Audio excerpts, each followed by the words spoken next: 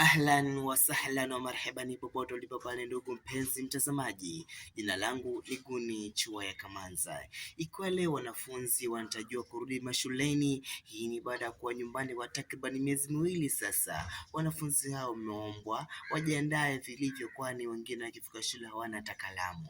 Wanafunzi hao wameambiwa kwamba wabebe vitu kadhaa kama vile vitabu na sare ambazo hazijatoboka. Wanafunzi hao wameombwa pia wakifika shuleni wazingatie masomo, kwa maana masomo ndiyo mwanga wa maisha wa kesho. Masomo ndio ufunguo wa maisha. Wanafunzi wameambiwa pia wakifika shuleni waheshimu walimu wao, kwani walimu ndio wazazi wao wakiwa shule.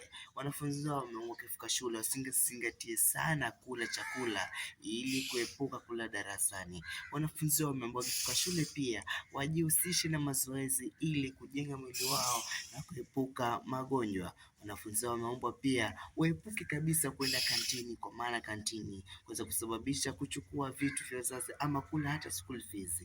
Guni Chiwaya Kamanza, tukutane baadaye.